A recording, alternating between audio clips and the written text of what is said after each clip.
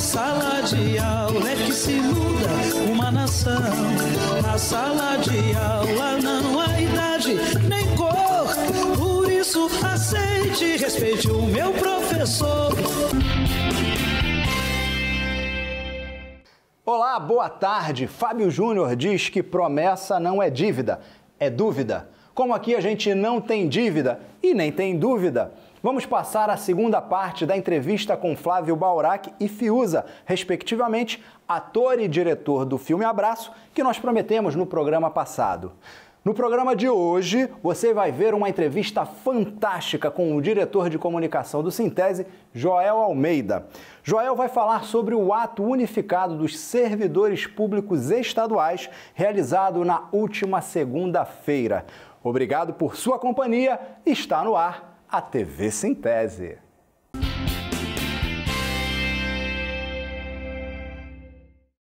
No Manifesto Comunista, Karl Marx e Friedrich Engels já pregavam: trabalhadores do mundo, univos. Não foram os trabalhadores do mundo ainda, mas os trabalhadores públicos do estado de Sergipe que se uniram na Praça da Bandeira no último dia 5 de fevereiro. A pauta foi exigir a valorização salarial, transparência nas contas do Estado e contra a reforma da Previdência e parcelamento dos salários. O cenário de descaso, de desrespeito que sofre o servidor público estadual. Uma política de criminalização, desrespeito e desvalorização dos servidores aposentados. Para falar conosco sobre esse assunto, estamos recebendo o diretor de comunicação do Sintese, Joel Almeida. Boa tarde, Joel. Boa tarde. Bom, na abertura do programa, do bloco, eu citei Karl Marx. Esse bom velhinho aí já anda meio esquecido, acho que está na hora de a gente começar a resgatar as ideias dele. O ato de segunda-feira passada foi bem isso, não? Com certeza.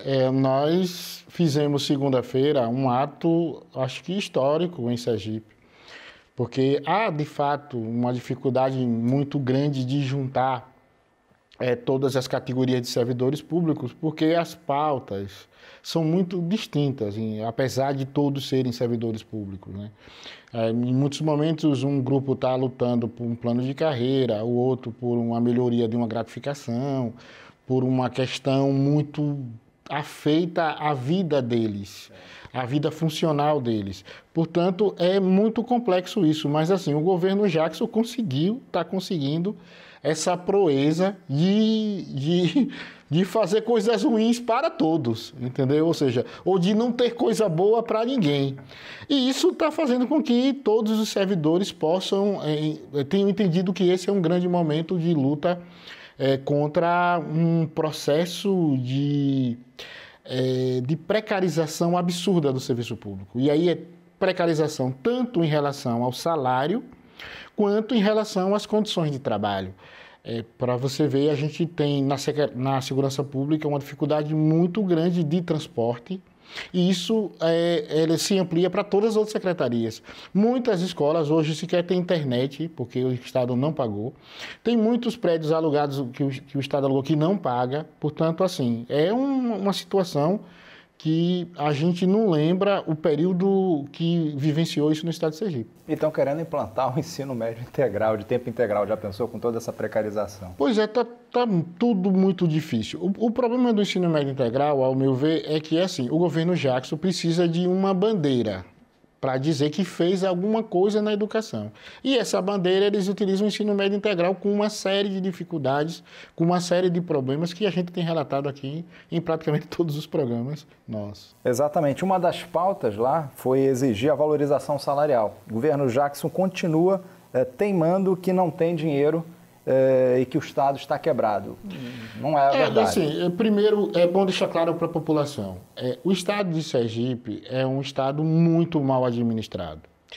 É sério, é certo que tem uma crise no Brasil, mas para vocês verem, Sergipe é o Estado que...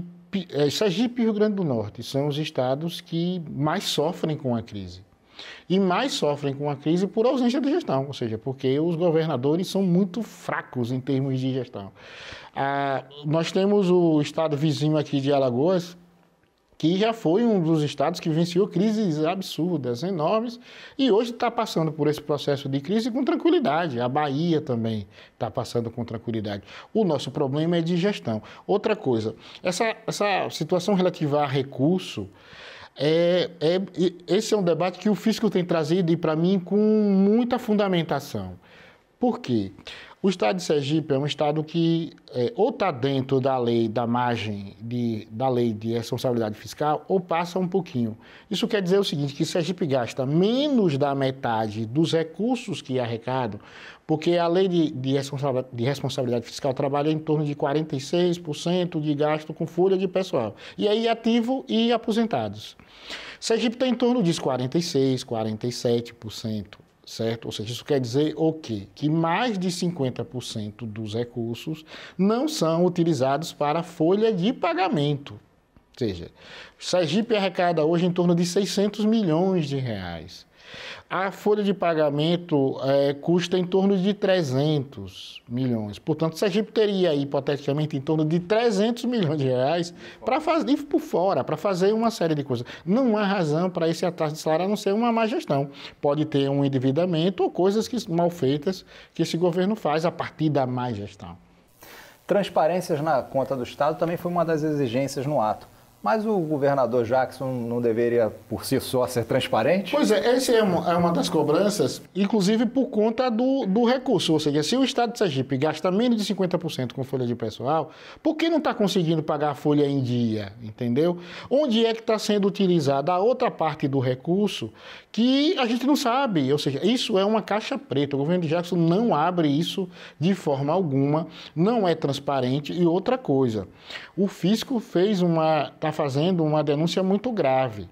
Ou seja, o Estado de Sergipe está colocando na conta de folha de pessoal do ano um dinheiro que não foi gasto. Por exemplo, agora no mês de dezembro, nós tivemos o 13º dos servidores públicos, ele não foi gasto com recurso do Estado.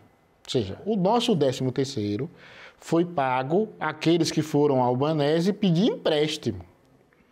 Porque não teve nenhuma categoria, aí, tanto ativo quanto aposentado, que o Estado tirou da sua própria fonte e pagou o 10º, certo? Bom, mas assim, na contabilidade, para chegar ao limite da lei de responsabilidade fiscal, o Estado está se utilizando desse recurso. Ou seja, é um recurso que o Estado vai pagar ao banco esse ano. Portanto, ele não poderia colocar na conta do ano passado um recurso que ele não utilizou. E aí é para passar uma ideia de que o Estado está chegando na lei de responsabilidade fiscal. Portanto, assim, muitas coisas a explicar o governo Jackson tem. Joel, às vezes eu acho que o governador Jackson Barreto vive num mundo paralelo. Será que ele acha que parcelamento de salário de servidor público dá voto? Dá voto para o adversário. Dá para o adversário. Para mim, assim, eu acho que o governo Jackson é um governo final de carreira, é um fim, ao meu ver, muito ruim para a pessoa que tem a história que Jackson tem na política, mas ele, infelizmente, foi um governador que se transformou no pior governador da história de Sergipe e, para mim, ele saindo governador, a população vai dar a resposta, certo? E eu espero que dê uma resposta bem feita, ou seja, que a população de Sergipe escolha um adversário para dar o voto, mas um adversário comprometido com o povo de Sergipe e com os trabalhadores desse estado. Joel, eu tenho a impressão que a reforma da Previdência já está na UTI. Será que ela ainda tem alguma chance nesse ano eleitoral? Olha, na minha avaliação, o governo Temer vai tentar até o último minuto, né, da prorrogação. Ele vai tentar, mas eu acho muito difícil, né? Os deputados estão com muito medo de votar. E isso conta também, obviamente, pela pressão que foi feita pelos trabalhadores durante todo o ano. Exatamente. E continua fazendo esse ano, certo? E como é um governo altamente desgastado, o governo de Temer, rejeitado pela população, e num ano eleitoral, os deputados vão ter mais cuidado nesse momento. Portanto, eu acredito que a reforma não passa. Mas, da mesma forma, também que acredito que o governo vai lutar até o último minuto para fazer. Bom, é ele lutando para aprovar, a gente lutando para não deixar. Com certeza, com certeza. Professor Joel, muito obrigado mais uma vez por sua visita e volte mais vezes, a gente sente saudade. Viu? Isso, obrigado a vocês e aí voltarei, com certeza. Bom, vamos ver agora a continuação da entrevista que começou aí ao ar no programa passado com Flávio Baurac e Fiuza, respectivamente, ator e diretor do filme Abraço. Divirtam-se.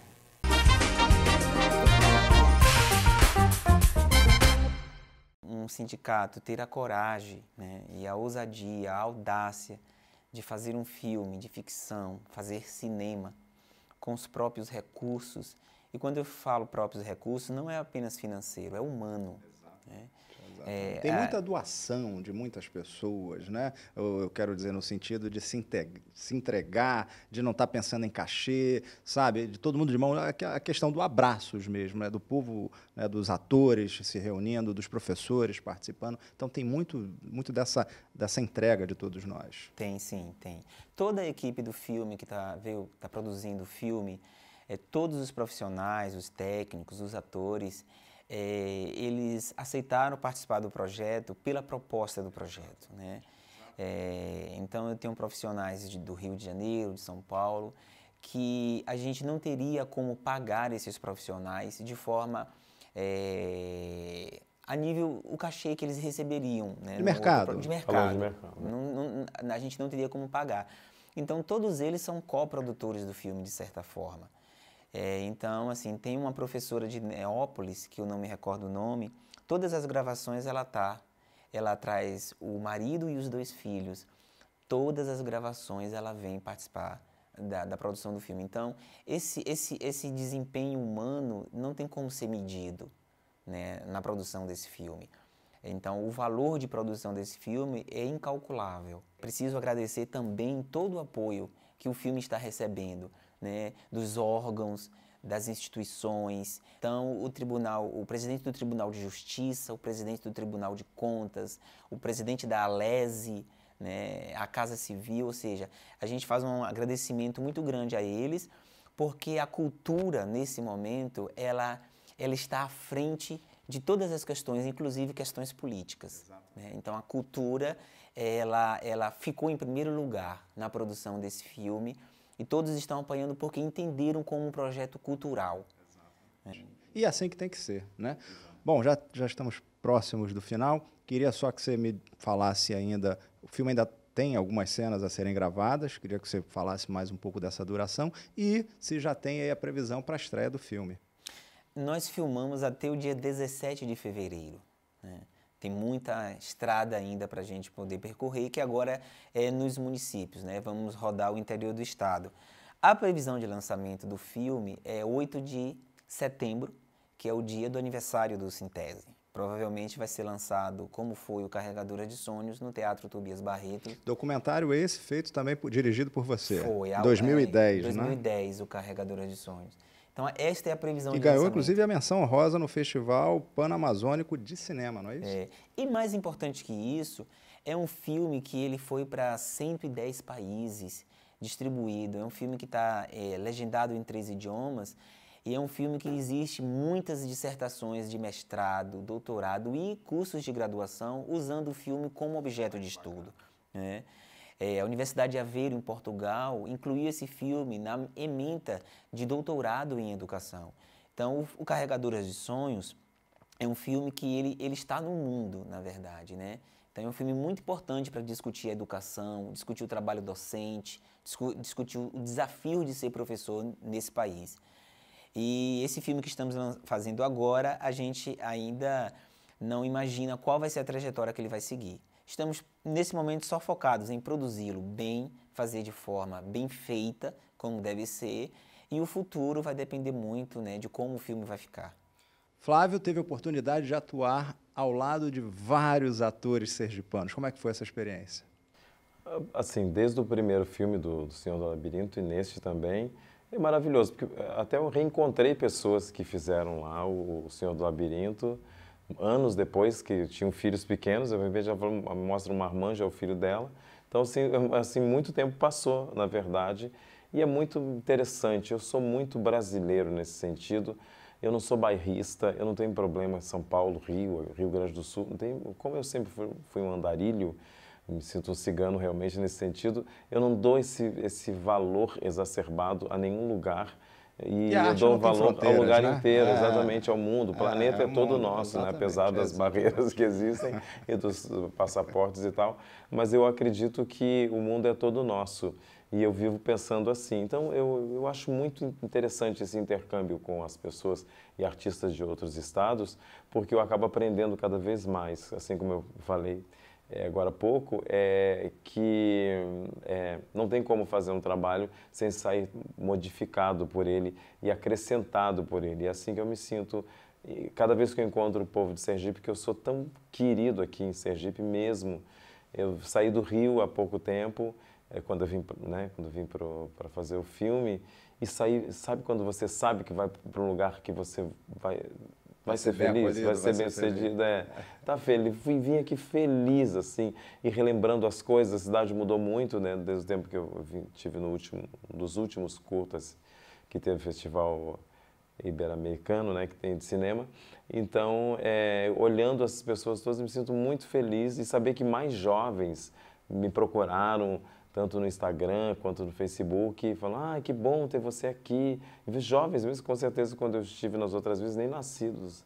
Eles eram bem jovens e outros, com certeza, eram pequenos. Então, vejo assim que o incentivo da cidade mesmo, de falar, pô, que bom que existe esse movimento de atores novos que estão formando esse mercado e tendo essa formação de plateia para ampliar esse cenário cultural, porque tanto a educação quanto a cultura, elas andam de mãos dadas, né? Ou deveriam, pelo menos. Então, agora, por exemplo, é um grande exemplo de mãos dadas da cultura com a educação. E também a cultura, ela garante um futuro melhor, pessoas melhores, mais sensíveis. E eu fico muito feliz em enxergar isso aqui em Sergipe. Teve uma participação pequena, acho que muito importante, um ator muito bacana, muito prestigiado, que fez o Plínio, que é o secretário de Educação. Gostaria que você falasse. Com você, por acaso, parece comigo. Gostaria que você falasse um pouco desse importantíssimo personagem. O Plínio Pessoal, isso é uma brincadeira. O Plínio sou eu que atuei. Eu fiz uma participação a convite de Fiuza, né, a convite de Jorge também, que fez a direção de atores. Então, dei minha contribuição e foi muito prazeroso fazer. Legal. E Fiuza também tem uma história grande. Fale pra gente da sua história. Nossa, esse programa não vai dar. Não,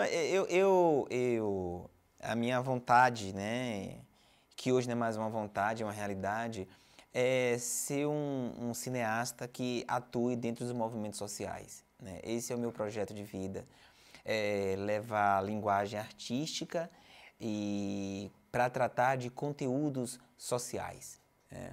Porque eu estudei cinema o que difere, por exemplo, um filme, né, vamos pegar um sucesso do cinema, né, Star Wars, ou qualquer outro grande sucesso de cinema. Você tem uma base que é a base de conflito, né? Alguém quer alguma coisa e se esforça para alcançar isso e, no final, obtém ou não obtém. E isso faz com que o público acompanhe essa jornada, né, do personagem. Por que não com um grupo de professores que tem um objetivo para alcançar? A minha perspectiva de vida é fazer filmes dentro de uma linguagem artística, seguindo parâmetros da dramaturgia, da poética de Aristóteles e toda influência de minha formação, que é eu tenho muita influência de uma formação russa, né, do cinema russo, né, a montagem russa. Tenho muita influência do Tarkovsky, né, de artistas. Então, assim, o que eu quero é usar os elementos artísticos para tratar de conteúdos sociais. Bom, senhores, foi um prazer enorme recebê-los. Muito obrigado, Fiuza. Muito obrigado, Flávio. Venha mais vezes aqui em Sergipe, né? E a TV Sintese vai ficando por aqui, mas a gente volta no próximo sábado, se Deus quiser, e ele há de querer. Tchau, pessoal! Na sala de aula é que se formam cidadão. Na sala de aula é que se muda uma nação. Na sala de aula não há idade nem cor.